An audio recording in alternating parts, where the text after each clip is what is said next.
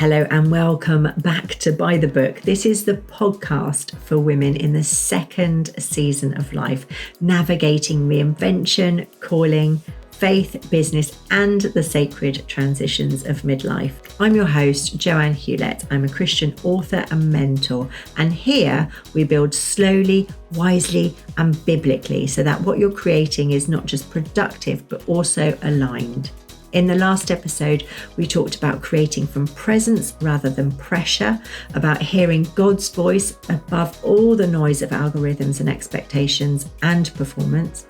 Today, we're going to go deeper into what that actually looks like in real life, because alignment with God is not only about what you create, it's also about how you live while you're creating.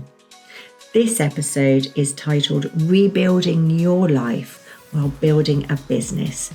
God's rhythm, rest and rebuild, not hustle and breakdown. And if you have found yourself exhausted, confused, fragile, or quietly overwhelmed while trying to obey what you believe God is calling you to build, I want you to hear from the very beginning that this message is not a rebuke. It is an invitation back to safety, back to order, and back to grace. I have lived through seasons where on the outside it looked like obedience. I was showing up, I was still creating, I was still planning, pressing forward with what I believed God had called me to do. But internally, my body was tired, my nervous system was overwhelmed, and my thoughts were constantly busy. Rest felt like something I would earn once everything was finally under control. I just had to finish that next thing. There were moments I would sit down to work and realize that my mind was already exhausted before I'd even begun. And instead of asking what God was asking of me, I would just push harder to finish the thing that I was working on, thinking that perseverance was the same thing as faithfulness. But perseverance without peace eventually becomes pressure, and pressure eventually becomes unsustainable.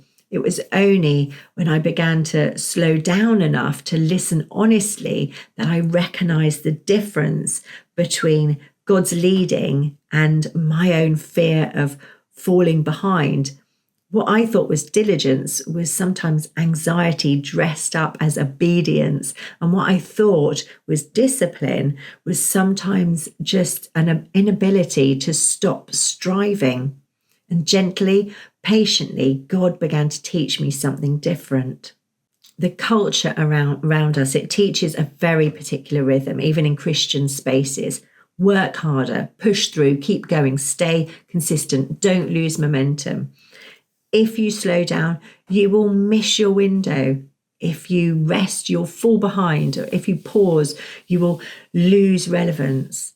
It often sounds wise. It often could sound spiritual. It often sounds disciplined. But when you follow that rhythm long enough, the fruit is almost always the same. Exhaustion, anxiety, loss of joy, loss of clarity, loss of intimacy with God, and eventually either burnout or quiet resignation.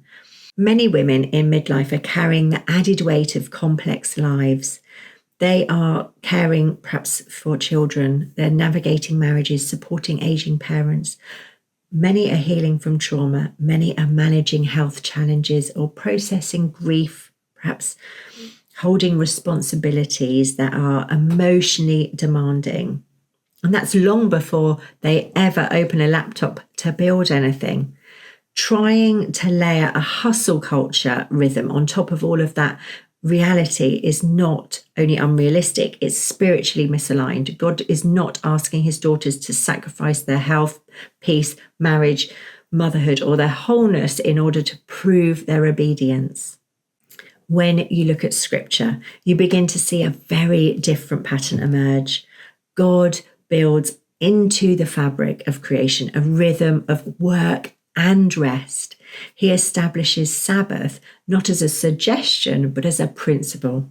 He leads Elijah into rest before he gives him renewed instruction. He allows seasons of wilderness before seasons of assignment. He calls his disciples away from the crowds to be with him. Jesus himself withdrew regularly from ministry demands to be alone with the Father. God's rhythm is not relentless output. God's rhythm is communion, relationship, obedience, rest, and strengthening, then action. It's not hustle followed by collapse. It's nourishment followed by fruitfulness. It is formation before function. Rebuilding your life while building your work, it requires wisdom that honors your humanity. It requires acknowledging that healing takes energy, that discernment takes space, and emotional processing takes gentleness. And God's pace will always account for the reality of who you are and what you have carried. Many women feel frustrated because they believe that they're behind where they should be. They compare their progress to others. They feel discouraged by their capacity and they criticize themselves for needing rest, for needing space, for not being able to push the way they once could. But what if this season of rebuilding is not in the way of your calling, but central to it? What if God is not asking you to rush forward, but to become steady?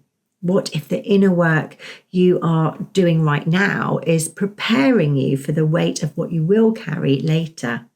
What if your slower pace is not evidence of a failure, but evidence of wisdom? The second season, it's not built on adrenaline, it's built on discernment. It's not sustained by pressure, it's sustained by presence. And the work that you build in this season, it must be supported by a life that's emotionally and spiritually sustainable. Living within God's rhythm does not mean doing nothing. It means paying attention to your internal cues. It means recognizing when your body is signaling overload. It means honoring rest without guilt and supporting structure that supports your capacity rather than constantly stretching it. It means letting seasons of quiet be productive in ways that are invisible but deeply formative.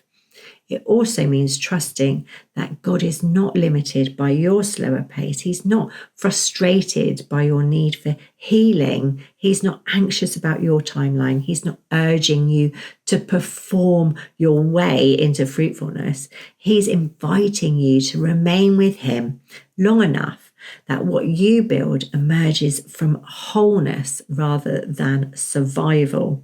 You do not need to break yourself to be obedient. You don't need to exhaust yourself to be faithful. You don't need to prove your seriousness through suffering. God is not glorified by burnout. He's glorified by abiding. If you are rebuilding parts of your life while also sensing God's call towards meaningful work, I want you to hear this clearly. You are not late, you're not failing, and you're not weak. You are in process, and process is sacred. The question is not how fast you're building. The question is whether the foundation you're building on can sustain what God intends to grow. Because pace determines sustainability and sustainability determines longevity.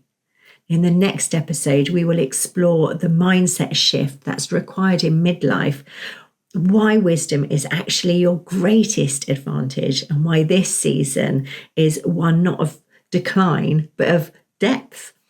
But today, the invitation is simple. Slow down, listen again, rest without guilt, and trust that God is doing far more in the unseen than you realize.